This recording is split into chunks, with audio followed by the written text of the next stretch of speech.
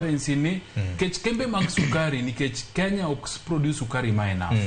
Kembe mag sukari imiyo giga quota moro magi kelo sukari to ginyalo repackage to giuso mondo gimit golo demand. To nyiga mokalo na neno ka serikal wacho ni ne wan gi sukari ma excess. Ber. Lakini samoro gigi gin excess on paper. For ground vitu different. So money transparency mwa koni dwano bedie.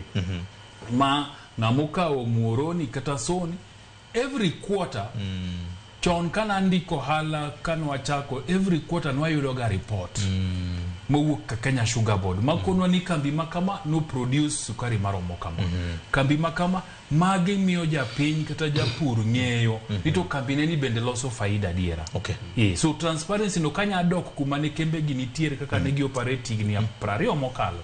To bro bedo maber kendi bro yudo kakidhie duka ti yudo sukari masoni, yudo machemel, yudo mamuoroni, yudo maranzoia mumia stogi mamoko gi. Erokamano. Kamano. Wach mangima mokalo nyakoro mgajwanga biro mar Kenya Sugar Board ne wageno ni bro temo loso sector ni ndalo mane wan gi Agriculture and Food Authority AFA gi chike mano miyo sanikoro ne obedo ma weth sanikoro beto tegno wabro keta na ratil ni to bobro konyo gi majopur kata oyo nyakwara mogi mopogore kod weche mag sukari mabene mulo chunyo ganda luo nikech mae na achiel kuom umru mar yuto mar oganda luo kod piny luo wa ng'adwa ora wadhi loka kama chielo kama bende do mar appeal kata do mar ywagruok nyocha ogolo ng'eto moro jong'ad buche adek yande wacho ni jalup Chief Justice onge kod teku mar loso kweth mag jong'ad buche manyalo winjo kendo ng'ado bura mamulo chenro mathicho oko jalup jatend piny Kenya kaka notimne Rigathi Gachagua.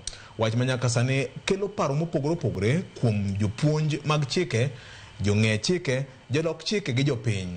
Senior gi Ken Muga gi governor we muna chak kodi wach ni tiende nang'o kiwinje kaka ng'eto manogol kod Court of Appeal